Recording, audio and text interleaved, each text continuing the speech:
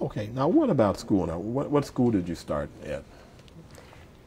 Well, in grade school or elementary Yeah. school, I started at Jefferson Elementary School.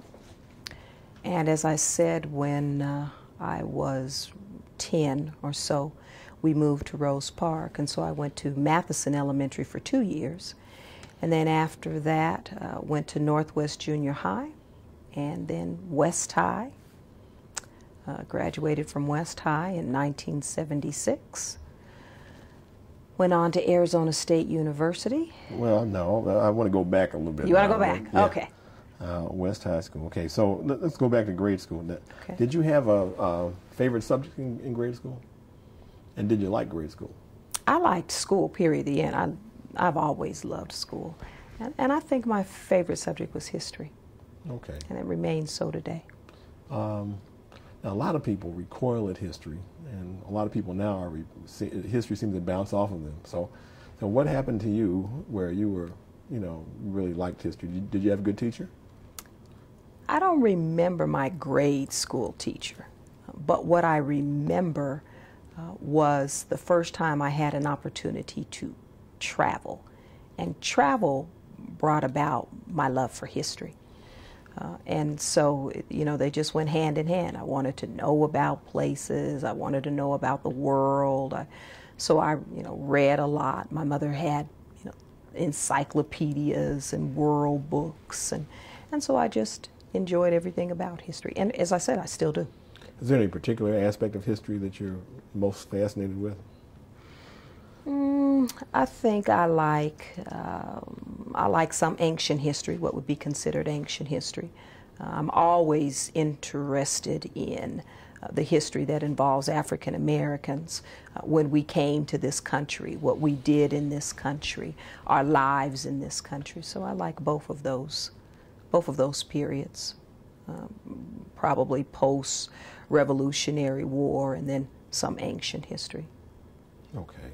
Now, did you have a good history teacher in grade school or high school?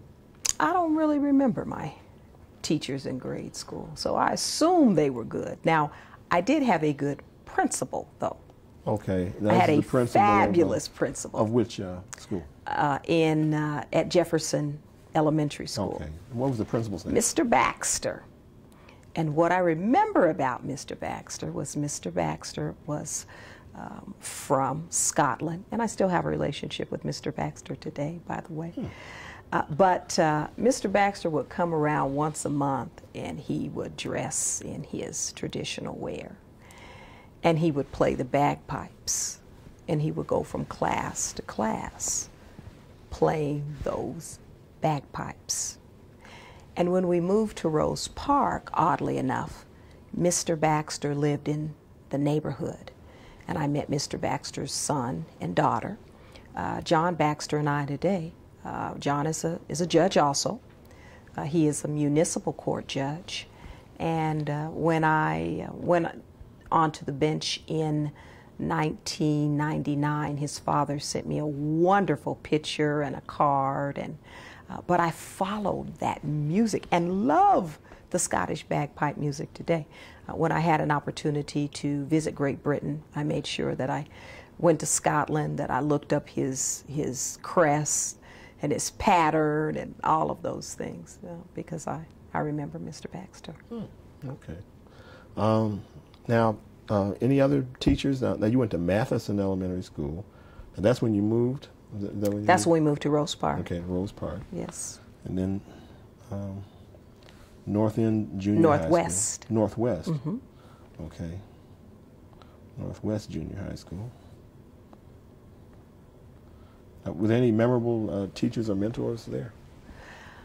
I had 3 teachers that were memorable.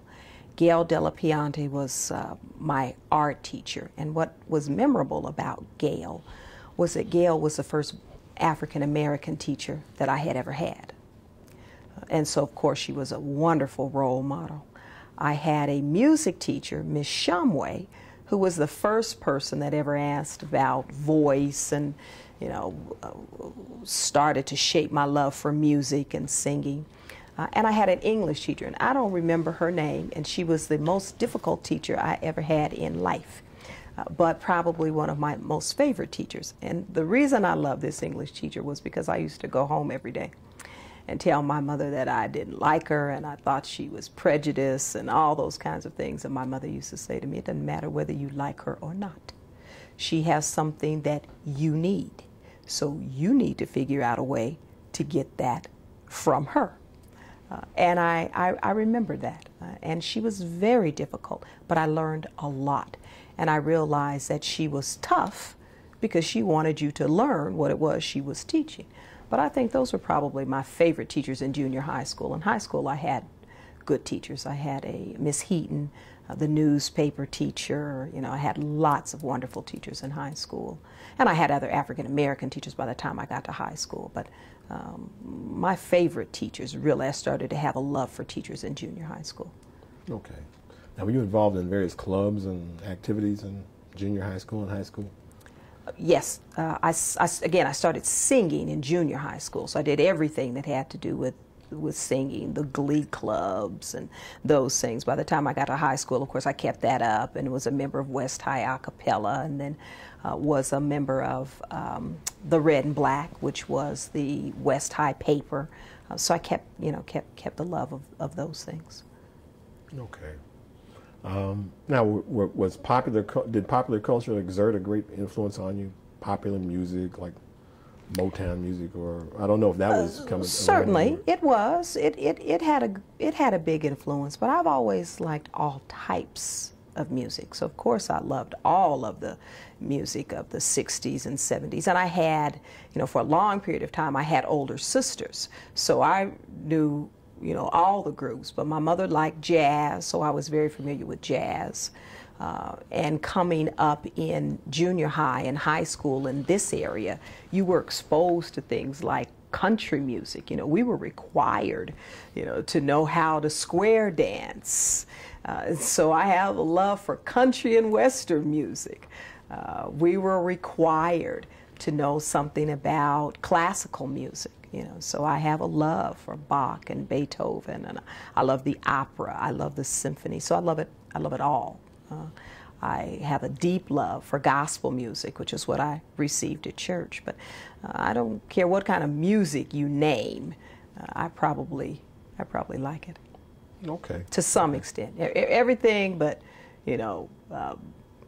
I'm not a big metal fan, or I can't go that far. But other than that, probably have a love for it. Now, what about you grew up in the age of television? Was that a big part of growing up, or the movies? Or? No, I've always liked the movies. I've never been a big television person per se. I watched some television. My favorite show growing up was Perry Mason. That was my favorite, the old black and white Perry Mason. And I still watch those. They come on here during the weekdays, and so I still watch the old reruns of Perry Mason. But other than that, I can't think of anything that I watched on TV. I wasn't a big television person. Hey, you never watched the Defenders, or do you remember that one? No, I didn't watch that. I liked Batman, and I liked Julia, remember, with Diane Carroll. So yeah. I liked those kinds of things because, of course, that was the first time that we saw an African-American woman in a lead role in network television. So I was sensitive to the time. So I liked those things that, involved African-Americans. I liked Flip Wilson. Remember, he had the variety show. So I like those kinds of things on television. But I Spy with Bill Cosby. I Spy, yeah. Yep. Okay. Yes. All right. So did you? Now you were a singer too, right? In the chorus in school. I sang. Okay. I sang. I still sing some. So did the Perry Mason show inspire you to? Did you have a vocation in mind when you were in high school? What, and I've been asked that several times, and I've wondered about that. And I think that it probably did have an influence. I didn't see it as an influence at first, but thinking back, I think somewhere in the back of my mind, I thought about that. Of course, Perry Mason was the person that always won, and always had the person on the witness stand crack. And I can remember my legal career when I had my one Perry Mason moment. You know, I thought back to that, so I'm sure it had an influence. Now, could you imagine yourself in those days as a lawyer? You know, the one female character in Perry Mason I remember in the cast was Della Street. Della. Della. She was like the legal secretary. But could you imagine in those days? Could you imagine yourself as a lawyer? Oh, certainly. Okay. Certainly. I mean, I imagine myself as lots of things. I think the first thing I wanted to be was a sports reporter. I love sports. And I think that was the first thing that I wanted to. I had a penchant for journalism. But I imagined myself as, you know, whatever I wanted to be. I don't think I ever had any doubt that whatever I wanted to do, I could do. And I always had that kind of support. This community, in this community, you had that type of support. You always had people pushing. And the thing that I liked about being born and raised here was not only did I know the pimps and the prostitutes and the people in the red light district, but I also knew if there was a doctor, a dentist, an attorney, an insurance person, you saw them all, because the community was small enough that if you didn't come together, you know, there was nobody for you to be with. So we always had access. We had good access to the professional people in this community. So. Okay. Now, in I guess 1975, when you were 17, you participated in the Utah Student Cultural Exchange Program. Yes, but I would have been 15. 15? Yes. Okay. All right. They've got the wrong age here. That's okay. Tell them when I get back to Chicago. But at age 15, you participated in the Utah Student Cultural Exchange Program and traveled to New Zealand. Yes. Thousands of miles away. Yes. Now, had you ever been very far from Salt Lake City? Yes, I had. Yes. I had a very good friend, Dr. Alberta Henry, and Dr. Henry started what was called the Rainbow Honor Society. So, and I was also part of the NAACP's drill team, the NAACP Sisters of Soul. So every year we went to convention, NAACP convention regionals. I've been to NAACP national conventions. One of the things that students received if they had 3.0 or better, we take a trip every year.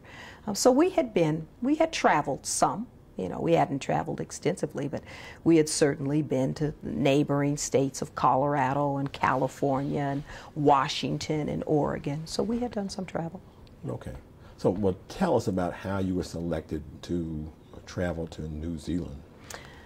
Well, again, I was very close to Miss Henry, and there was another person, Mr. Brian Heslov.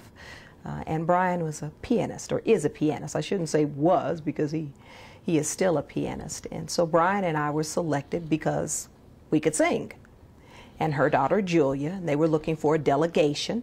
Miss Henry had met a native Maori of New Zealand, and they had started to talk. And she wanted to take a group that represented the United States to New Zealand.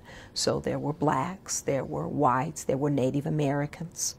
And so we were all selected for various reasons. The Native Americans did their traditional dance and those types of things. And there was a group of probably 20 of us, I think. Now, were there any specific cultural gifts that the Black Americans offered the Maori? We took some things. Miss Henry took, they had some things that they took.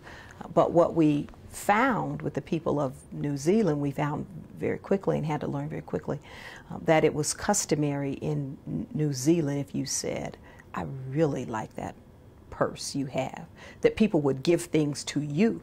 So we had to learn early not to compliment, not to, and the people would bring things to the local places that we stayed. So I have lots of gifts around here that I brought from New Zealand. Did that apply to the Maori or the white residents in New Zealand too? I didn't see too many white residents in New Zealand. It was cultural in nature, and we were there to learn about the Maori people. We learned very little about the British people. We did have some interaction with some whites, but very little. We stayed in traditional Maori places, churches, and things like that, and ate traditional food, and all of those kinds of things.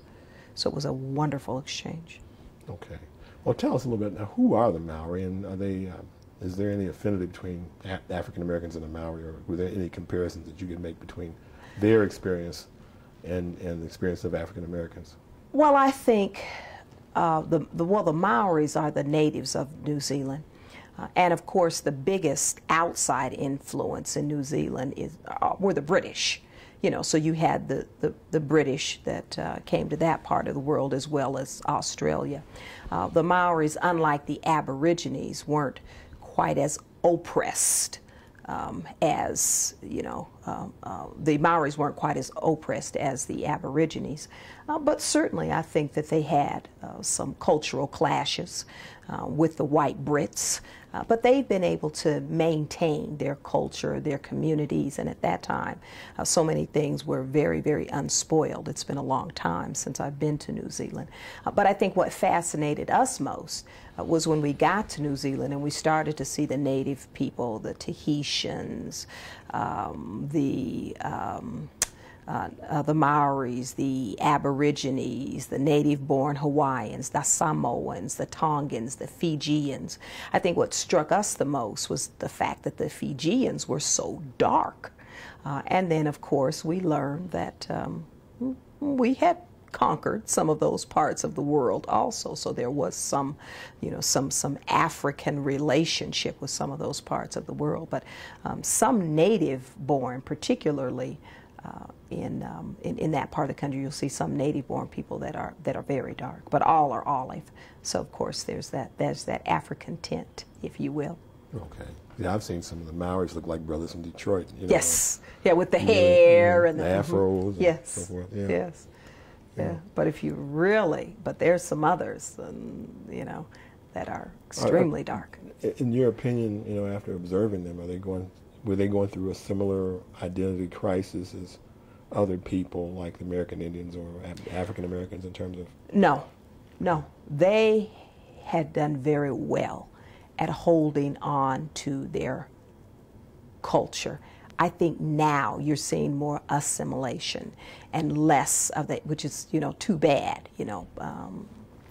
But at that time, it was very important for them to hold on to what they were. I was surprised, even in the 70s, how few people that were native-born people had things like indoor toilets and things of that nature. So still very closely held culture.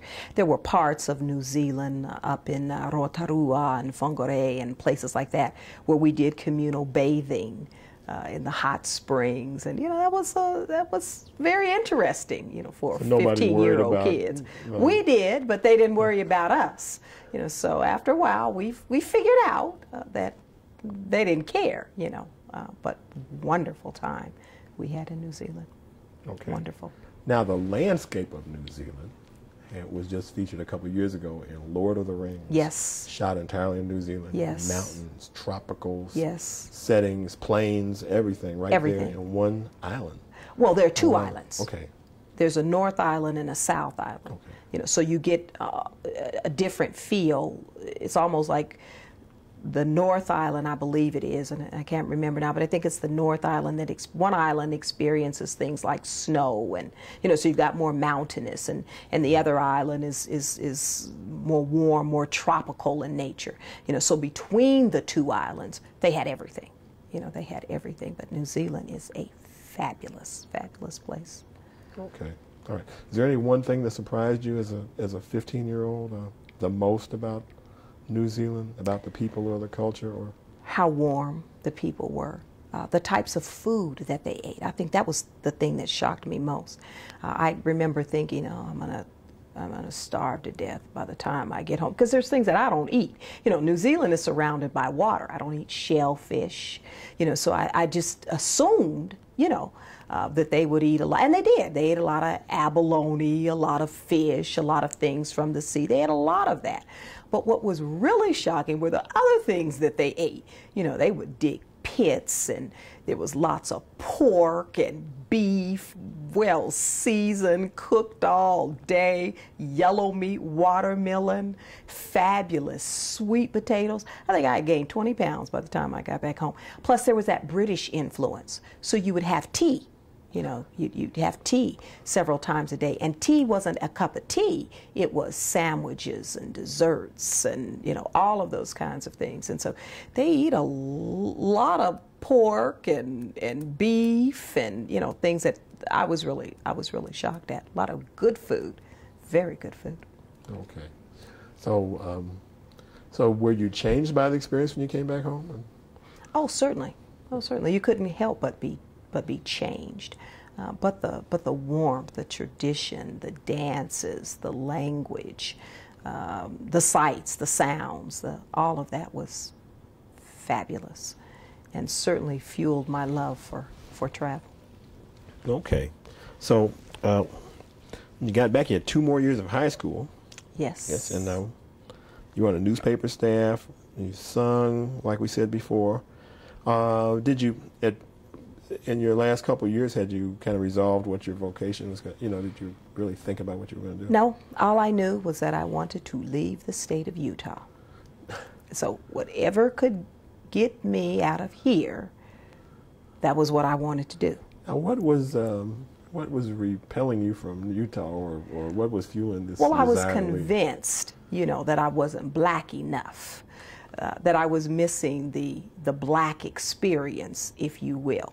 That I had been surrounded and influenced by the Mormon culture, and I was missing being black. So I wanted to have an opportunity to be more black. So I had a desire to leave. Of course, it's funny now, but at the time I was ready to go. Okay, so well, you did you have a choice of a lot of colleges to? Did you have a lot of colleges to choose from? I didn't apply at a lot of colleges. I mean, I had to be real about where I was going to be. And by that time, my godfather had passed away, and my godmother had remarried. And she had married Mr. Perry Humphreys, who was an airman. And he had some problems with his lungs, and so they bought a home in Tucson. So I knew a little bit about Arizona because I knew that Arizona State was a big sports school. And I thought, well, okay, I'd be a little ways from them, but I could still have some support, you know, if I needed some support. And Tempe's about 102 miles was 102 miles from where they lived. So that was where I applied, and that's where I was accepted, and that's where I went. Okay, Arizona State University. So you graduated from high school in '76, Mm-hmm. and attended Arizona State for the next 4 years. For part of the next 4 years. Had a little interruption, and went to American University and spent some time in D.C. and did some things there. But okay, so all right, so you went to D.C. to work as an intern with Orrin Hatch, right? I did. It was called the Washington American program, and as part of that program, Washington Studies program, excuse me, and as part of that program, you had to have a job. So you had classes at the American University campus, and it was really an experience of the nation's capital. You know, so the governmental aspect, or the criminal justice system, or whatever part of the government that you chose. And I had a friend here who was a member of the Mormon Church, and at that time Orrin Hatch was the junior senator, and they hooked me up with Senator Hatch, and he hired me on his staff, and again we have remained very good friends up until now. The senior senator, was that Morris Udall? No, at that time the senior senator from the state of Utah was Jake Garn. Okay, Mm-hmm. All right. He was senior and Hatch was junior. Okay. All right, so so you worked in the Virginia Parole and Probation Department. As part of that also. Okay. Because by that time I had chosen a major. My major was criminal justice, And so I wanted to look at the parole aspect as well as what was happening on the Hill. Of course, what was happening on the Hill was a lot more exciting, but the Virginia Parole and Probation Department had a lot more to do with what my major was. Now, what was your first impression of looking at the criminal justice system up close? Well, my first impression was that we were a part of it in a big way. Most of the people on my caseload, or a large number, were African Americans. I remember doing the home visits and, things of that nature. But I left feeling that there was definitely work to do, that I would never have a hard time trying to find a job, that there were always going to be people that were going to break the law, and just took it from that philosophical point of view and moved forward. Okay. So you were in that program for how long? For Washington semester program. Well, it was a semester. Okay, one semester. So, so it was a semester, and then came back, and then the other half of the year did the study tour to Great Britain. Okay, so that was an exciting year in college, I guess. Very exciting.